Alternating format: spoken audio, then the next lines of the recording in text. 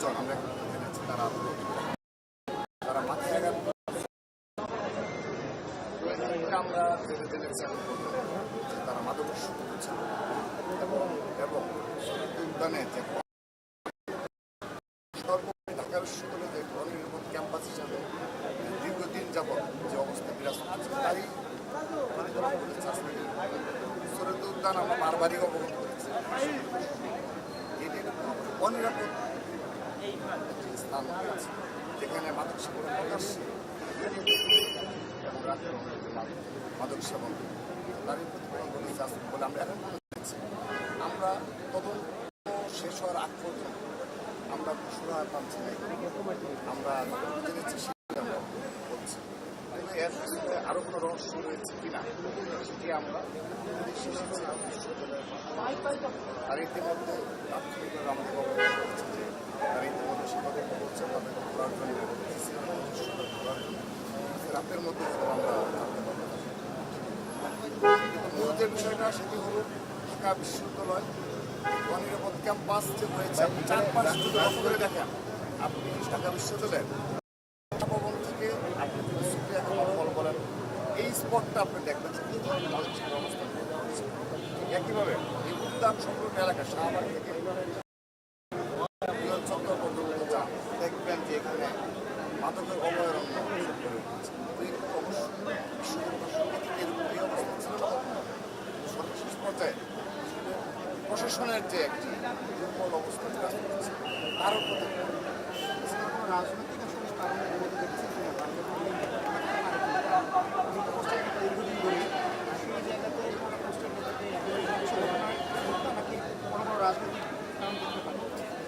সত্যিকার অর্থে আমাদের দীর্ঘদিনের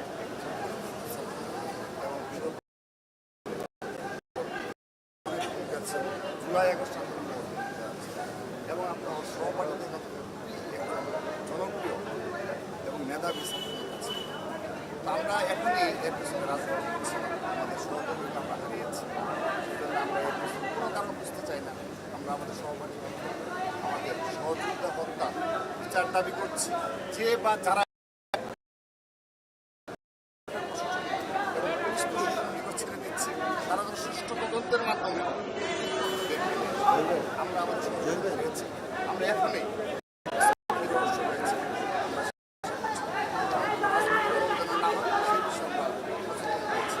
আমরা যে বা যারাই তাদের দৃষ্টান্ত শাস্তি আমরা নিয়ে আসবো এবং আজকের মধ্যে আমি ঢাকা বিশ্ববিদ্যালয়কে যে নিরাপত্তার যে গাফিলতি রয়েছে চিন্তায় এবং আপনি রাত 12টার পর ঢাকা বিশ্ববিদ্যালয়ের আশেপাশে এলাকায় চাঁদপুর বলেন বললাম সুপ্রিয়া খামার বর্ষবন্দি এলাকাগুলোতে একদম মাদকের অভয়ারণ্য করে উঠেছে। কিন্তু এগুলো তো মাসের পর মাস চলছে, বিশেষ করে জুলাই এদেরকে ধরার মতো কোনো সামর্থ্য পুলিশ প্রশাসন রয়েছে কিনা এখানে কারণ আমরা বিভিন্ন সময় কিন্তু এগুলো করি কিন্তু কোনো প্রতিকার আজকের যে ঘটনা ঘটেছে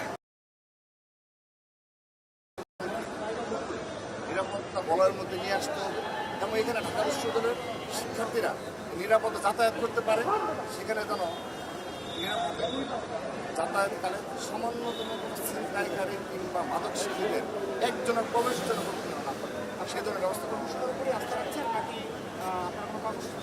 আমরা তো বলেছি বিগত সময়ে আমরা এই ঢাকা বিশ্ববিদ্যালয় দল বারবার অবহিত করেছি এবং আমরা বিভিন্ন সময় বলে থাকি আমরা তো সেই অধিকার পাইনি।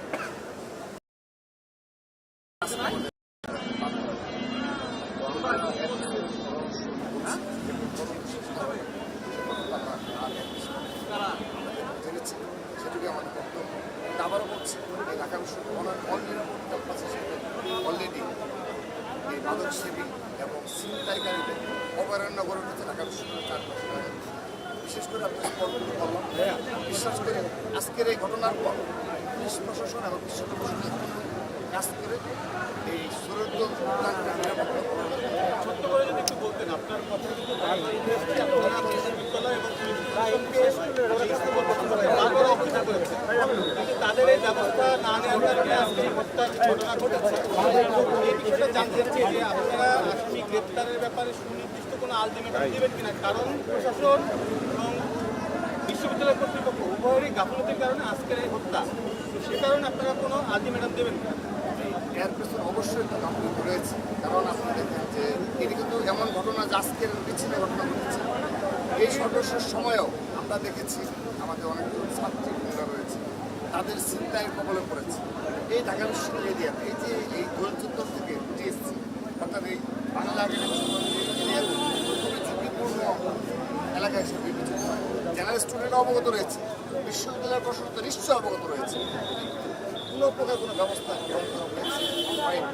আমরা দেখেছি যে একটা টহল টিম, এই কম্পিউটার টহল টিম কাজ করে, তারা টিএসসি বসে থাকে কিংবা একটা স্পটে তার সাথে বসে থাকে, কিন্তু যে স্পটগুলো অনিরাপদ, জেনারেল স্টুডেন্টদের যে অনিরাপদ, সেই স্পটগুলোতে হচ্ছে যে সংঘর্ষ কারোর সাথে ঘটেছে, আপনি আমরা যতটুকু প্রাথমিক সূত্রে জানতে পেরেছি যে সমন্বিত হাসপাতালের সাথে এখানে যারা রয়েছে তারাও বলছে এই ঘটনাটুকু কতটুকু সত্য, এবং আবার সমন্বিত হাসপাতালের সাথে আপনারা যে সংঘর্ষের কথা বলছেন প্রথমে ওই যে ঢাকা কালী মন্দিরের সামনে যে ঘটনাটা ঘটেছে, আমরা এখানে এসে প্রাথমিক সূত্রে যতটুকু জানতে পেরেছি যে সমন্বিত হাসপাতালের কিছু শিক্ষার্থীদের সাথে নাকি এই ঘটনা ঘটেছে, এবং আপনাদের এখানে যারা এসেছে তারাও এখন সবাই ওখানে যাচ্ছে ঘেরাও করার জন্য।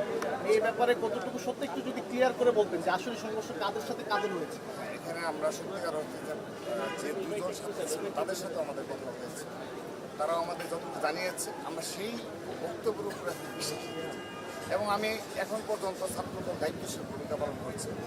আমি আহ্বান জানাচ্ছি এই হত্যাকাণ্ডের অবশ্যই বিচার সুষ্ঠু তদন্তের মাধ্যমে হতে হবে, খুনিদের গ্রেপ্তার করতে হবে অতি সময়ে এবং বিচার নিশ্চিত করতে হবে। কিন্তু এটা অর্থ এই নয় এই ঘটনার মাধ্যমে কোনো মব কালচার ক্রিয়েট হবে, সেটি ছাত্রদের খুব নিরুৎসাহিত করেছে। আপনি দেখেন ইতিমধ্যে একটা মিছিল সহকারে শরীর উদ্যানে যেতে হয়েছে, আমরা নিরুৎসাহিত করেছি যে কোনো পদ্ধতি মব কালচার ছাত্রদের বিশ্বাস নাই। আমরা আইন নিজের হাতে তুলে নেব না, আমাদের একজন ছাত্রের নেতাকর্মীকে আমরা ওই স্পটে নিষেধ করেছি। পুলিশ প্রশাসন এসেছে, বিশ্ববিদ্যালয় প্রশাসন এসেছে, তাদের দায়িত্ব। আমরা আমাদের প্রতিবাদ অব্যাহত রাখবো, প্রয়োজনীয় কর্মসূচি দেবো এবং বাধ্য করবো এই পুলিশের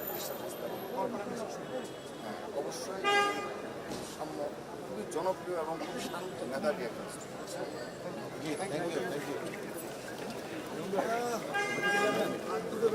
ভাই পাবে মনে হয় কি বলে এই মুম্বাই মিছিল আছে